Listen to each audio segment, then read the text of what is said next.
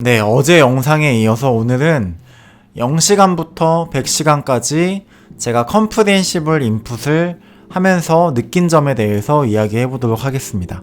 제가 그렇게 9월달에 유튜브 구독 정보를 영어로 다 바꾸게 되었어요. 그러면서 했던 거는 엄청 조금 봤어. 한 10시간도 안 봤을 거예요. 9월부터 10월은. 이때는 그냥 카메라 리뷰를 좀 영어로 본다거나 아니면 뭐 가고 싶은 여행지가 있을 때 그걸 굳이 그냥 영어로 좀 찾아보는 정도? 엄청 얼마 안 됐어. 한 10시간도 안 됐을 거예요. 그렇게 본 시간이. 왜냐면은 그때만 해도 유튜브만 본다는 게 영어 공부라고는 생각을 하지 않았었거든요. 저는 그것보다는 유튜브로 그러니까 영어로 유튜브를 보면서 쉐도잉을 하려고 했어요. 사실 쉐도잉을 하시는 많은 분들이 미드나 영화를 가지고 했다고 하잖아요. 저는 그거는 어쩔 수 없는 시기의 문제라고 생각을 해요. 보통 지금 영어를 잘 하는 사람들이 영어를 진짜 공부한 때는 보통 10년 전 혹은 5년 전이라고 보거든요. 그러면 그 5년 전 그리고 10년 전에는 유튜브라는 게 그렇게 대중화되지 않을 때였잖아요. 그렇기 때문에 그 사람들의 영어 공부 소재가 미드나 뭐 영화일 뿐이지, 사실 지금 우리들 같은 경우는 만약에 내가 호주 워킹홀리데이를 갔다. 그러면 호주 워킹홀리데이를 하고 있는 외국인의 브이로그나 영상들을 찾아서 그걸로 쉐도잉을 하는 게 좀 더 실용적인 방법이라고 저는 생각을 하는 편입니다. 그리고 유튜브로도 충분히 쉐도잉을 할 수 있는 방법들이 많아요. 뭐 되돌리기 기능도 1초까지 존재하고요. 영어 자막도 충분히 잘 되어 있고, 그렇기 때문에 사실 저는 쉐도잉을 하시려고 하는 분이라면 미드나 영화보다 좀 유튜브, 브이로그 이런 것도 한번 찾아보시길 추천해드리고 싶어요. 그래서 그냥 그런 식으로 유튜브로 영상을 보다가 한 11월 초였어요. 작년 11월 초에 하나의 유튜브 영상을 발견합니다. 컴프리헨시블 인풋에 대한 설명 영상이었어요. 그 당시 제가 접했던 컴프리헨시블 인풋에 대한 영상은 요약하자면 이런 거였어요. 첫 번째로는 우리가 언어를 습득하는 게, 예를 들어서 나는 사과를 먹는다를 나, 사과, 먹다, 그리고 나는 사과를 먹는다라는 어순, 이걸 각각 의식적으로 공부해서 습득하는 게 아니라 사과를 먹는 다양한 상황들이 영상이나 이미지로 나오면서 동시에 나는 사과를 먹는다라는 언어 표현이 내 속에 들어오면은 계속 그 상황과 표현이 누적되면서 인간은 무의식적으로 언어를 습득한다는 게 컴프리헨시블 인풋의 핵심이었습니다.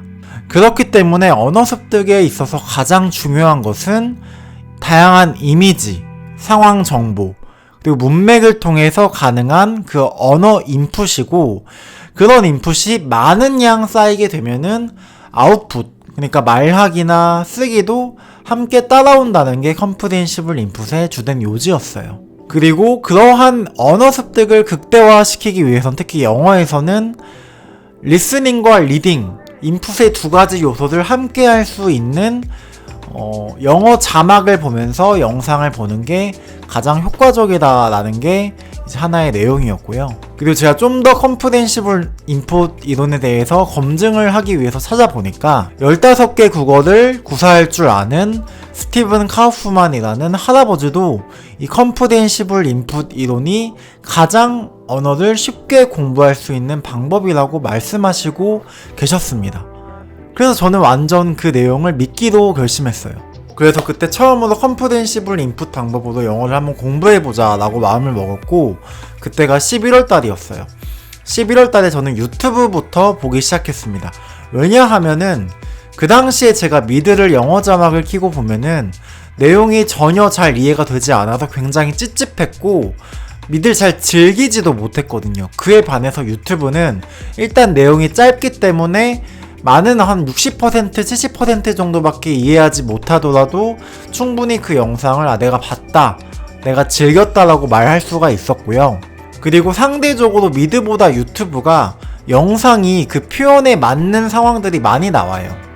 그렇기 때문에 좀 더 컴프리헨시블한 환경에서 영어 인풋을 접할 수 있다고 생각을 했습니다. 그래서 제가 그때 봤던 게 뭐 영어 브이로그도 봤고요. 아니면 영어로 된 여행 영상도 엄청 많이 봤고요. 뭐 영상을 만드는 방법에 대한 영어로 된 영상도 많이 봤고, 그때 제가 요리를 좀 배웠었는데 요리를 배우기 위해서 외국의 유명한 이제 요리 유튜버의 영상을 보기도 했어요. 그런 식으로 저의 모든 삶의 부분들을 다 영어 유튜브로 좀 채우는 시간이었습니다. 하루에 한 2-3시간 정도의 인풋을 꾸준히 채웠었죠. 이때 저는 평생 영어 공부를 할 수 있겠다는 확신이 이때부터 들었습니다. 왜냐하면은 제가 영어로 유튜브를 보는 행위에 익숙해졌기 때문이에요. 그리고 그거를 즐기고 있었기 때문이에요. 이거는 제가 영어로 유튜브를 보는 게 쉽고 편하다랑은 좀 다른 개념입니다. 만약에 제가 영어로 유튜브를 봤을 때 그 내용의 70%를 이해한다. 그러면은 그걸 다 이해하지 못하더라도 그 정도 선에서 그 영상을 즐기는 것에 익숙해진 거예요. 왜냐하면 유튜브 영상은 다 이해하지 못하더라도 짧기 때문에 충분히 하나의 영상에서 이 영상에서 내가 재미를 느꼈다라고 말할 수가 있었고요. 유튜브의 영어 영상을 그냥 시각적으로 보는 것 자체도 흥미로웠기 때문이에요. 그리고 유튜브는 언제 어디서든지 볼 수 있었습니다. 지하철을 타면서도 볼 수가 있었고요. 침대에 누워서도 볼 수가 있었고요. 그러니까 우리가 유튜브를 보는 어떤 상황이든 간에 내가 영어를 공부할 수 있다는 생각이 드는 거예요. 사실 그러니까 이때 전과 달라진 거는 그거 외에는 없어요. 유튜브 영상을 영어로 보는 거 좀 더 익숙해졌다, 좀 더 편해졌다 외에는 달라진 게 없습니다. 다만 내가 그 과정을 즐기고 있고 그 영어 공부를 하는데 아무런 긴장감을 갖지 않아도 내가 충분히 지금 영어 공부를 하고 있구나 라는 그 사실 자체가 영어 공부에 있어서 동기부여를 엄청나게 해줬던 거예요. 그전에는 막 유튜브를 보는 것처럼 영어를 공부하고 있지 않으면 내가 뭔가 시간을 낭비하는 것 같고 이렇게 하면 영어가 공부될 것 같지 않으니까 그런 거에 하나도 시간을 투여하지 않았고 이걸 내가 앞으로 계속 할 거란 생각도 안 했어요.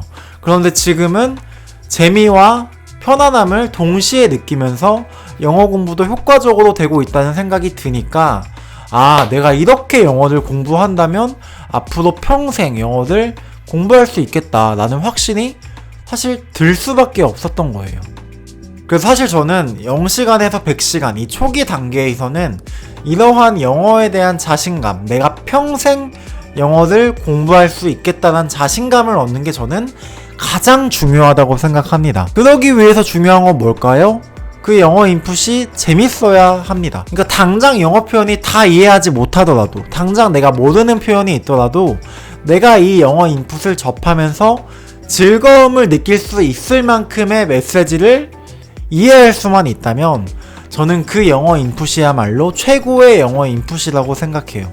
만약에 내가 미드를 처음부터 봐가지고 뭔가 내용이 이해되지도 않고 그렇다고 미드를 다 봤을 때 막 뭔가 한글 자막으로 다시 봐야 할 것 같은 찝찝한 감정만, 즐거움이 아니라 찝찝한 감정만 계속 생겼다면은 저는 바로 이 영어 공부를 중단시켰을 거예요.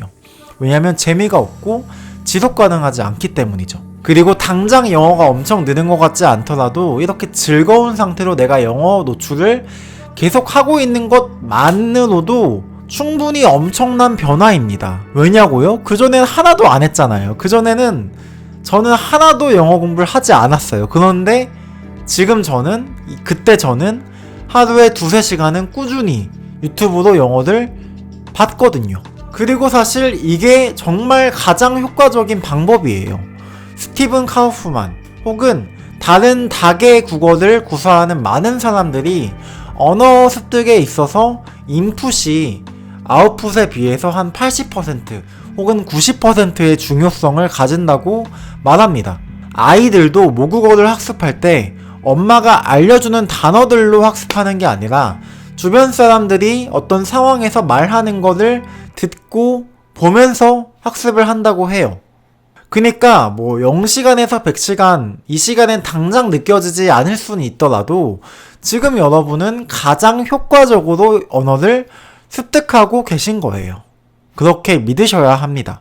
그래서 이때는 정말 제가 유튜브를 보기만 해도 영어가 공부된다는 사실에 너무 신나서 정말 유튜브를 맨날 봤던 시기였어요. 그런데 문제는 유튜브를 가지고는 많은 시간을 채우기가 정말 힘들어요. 한 영상에 5분, 10분이기 때문에 그걸 2시간, 3시간 채우는 것도 거의 몇십 개의 영상을 봐야 하거든요. 이렇게 영어로 유튜브를 보면서 어느 정도 영어로 뭔가를 보는 거에 익숙해지기 시작하면은 미드나 영화, 다큐, 팟캐스트 이런 거를 보고 싶게 돼요. 다른 컨텐츠를 찾게 됩니다. 그래서 제가 100시간부터 200시간까지 뭘 했는지 다음 시간에 말씀드리도록 하겠습니다.